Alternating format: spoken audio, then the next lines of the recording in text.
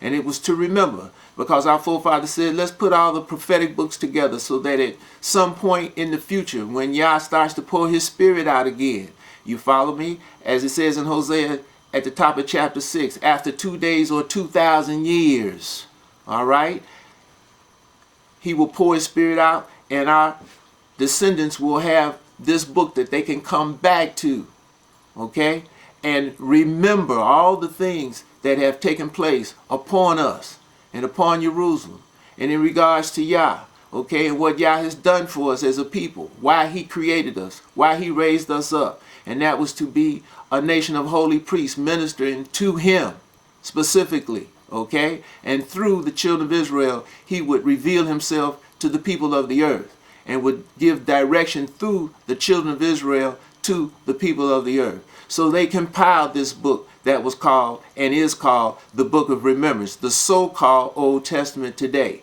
All right? And this was again in the latter part of the 5th century BCE. Now, in Malachi chapter 4, Yah says he's signing off. And he said, remember the law that I gave to you by the hand of my servant Moses with the statutes and the judgments. Okay, remember that, all right? Because he would, you understand, as he said at the bottom of chapter 3, he would make up his jewels at this time, in this last days, before the day that would come that would burn like an oven, okay? Fire, nuclear, okay? And it's approaching, all right? And he said that he would raise his people up before this time.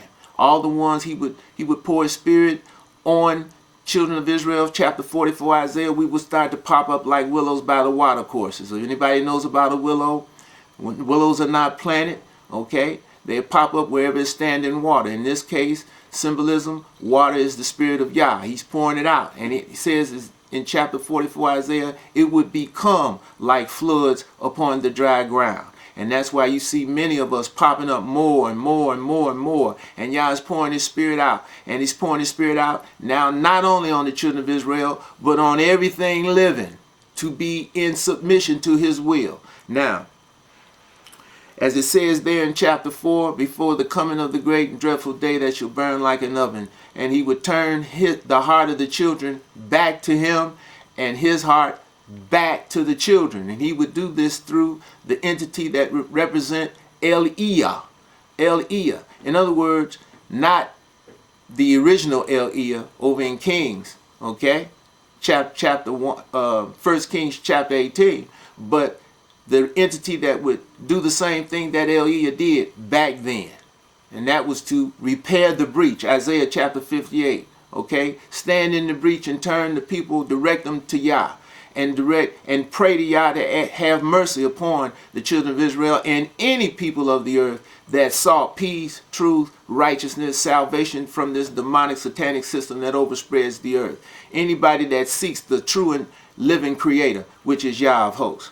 Now, when you go into this time period that succeeded this, when Yah signed off, like I just said in 11:14 Daniel, okay, this is during the Greek kingdom, which came about with Alexander the Great, 332 BCE. Okay, so we're talking now what, about 100 years later, after Nehemiah's governorship, after Malachi, the last prophet of Yah, okay, till today. All right, 100 years later. Now, you got to take into effect, like I say to people who call Yah righteousness, you can't hang your hat on one verse, one chapter, one book. You have to take the whole book, Genesis through Malachi, into account. And once you do that, you will see that things have to be, that were prophesied, they have to be in continuity. Okay? If it's not in continuity throughout the book, then there's a red flag. Now, in the book of Esther, you will see that chapter 3, Haman the Amalekite and the Amalekites that were complicit with him came up with a device, okay, you know, a move to totally exterminate the children of Israel. you will see that that was nullified. Yah nullified that through Mordecai and Esther. Okay, and it was turned back on the children of Esau, the descendants of Esau. Okay, as it says at the bottom of chapter 8, Esther, many people became, it's going to say Jews. We know that's an implant. That word wasn't even in existence then. Okay, so what it initially said was many people became Israelites. Nobody had more reason to say that they were an Israelite than the descendants of Esau, because the death knell was hanging over their head. All right, so now with that, you have to understand that the descendants of Esau, okay, they were dark complected, as was the children of Israel. Okay, they probably discerned themselves the differentiation from dress, okay, and word of mouth.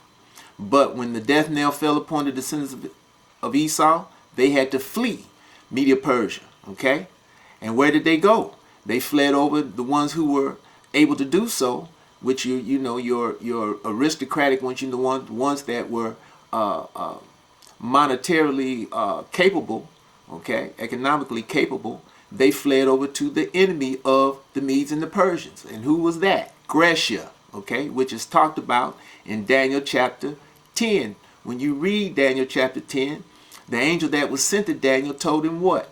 There's 3 kings yet that's going to rise up in Medo-Persia. And he says, and the 4th shall be richer than them all. And that 4th one was who? Xerxes or Ahasuerus, the king of Esther's day. And he was to do what? Stir up the whole realm of Medo-Persia against the realm of Grecia. Okay? And that's, you understand, where you get the 300 Spartans. You understand the Battle of Thermopylae. And when you get time, you can go into that and check that out. And we've talked about it in previous shows. Now, when this happened, the Medes and the Persians were stalemated. Xerxes or Ahasuerus, the king of Esther's day, when the book of Esther opens up, he had been stalemated, he was depressed, and that's where it opens up. They had had a big feast trying to cheer him up. Okay? You can go in there and read that story and see how Esther, because of Vashti's rebellion against the king's command, how his counselors told him, you know, you can't allow this because we'll have a rebellion amongst all our wives. So he dethroned Vashti from queen and brought on, and Yah had Esther picked. Nobody knew her heritage. But the point being is that that's how, you understand, Yah moved to keep this annihilation of the children of Israel from taking place at the hands of the Amalekites. So now when the Amalekites fled and went over to the Grecians, when the Grecians defeated the Medes and the Persians in 332 under Alexander the Great horn in the head of the he-goat, now you follow, the descendants of Esau are with the Grecians. Okay? And again, when they came with Alexander, when you go in, we've touched on this before. Alexander would not attack the children of Israel that were in the land. He would not lay any tribute on the children of Israel in the land. So therefore, the descendants of Esau, they were upset at this, but they couldn't say anything because Alexander was the great king. But Esau was plotting to get rid of Alexander. Now, in these schools, these educational systems, okay, that are put in place to control and manipulate and program one's minds, not only the children of Israel, but Gentiles as well and anybody else. They teach in these schools and have been teaching that Alexander died of a fever. We know now that's a lie. We've spoken on that before. Alexander was murdered, and that is the prophecy, is it not? That when the great horn reached the extent of his power, he would be broken. So therefore, somebody had to break him. And he was poisoned. Who poisoned him? The descendants of Esau, who were aligned with Ptolemy's soldier, because they'd seen Ptolemy, that he was jealous of Alexander. He wanted to be Alexander. And because you got to understand, when you read Obadiah, you understand, and when you read that 47th chapter of Isaiah, which is talking about the Illuminati Edomite, who set up the door to Babylon, the United States of America, Yah said what? In 47 Isaiah, thy wisdom and knowledge has perverted thee. Over in Obadiah, that one chapter, it says that Yah was going to take the wisdom and understanding that he had given Esau out of Esau in these latter days. He was going to take it from him. Okay? And that's where we are. That's what we're witnessing today.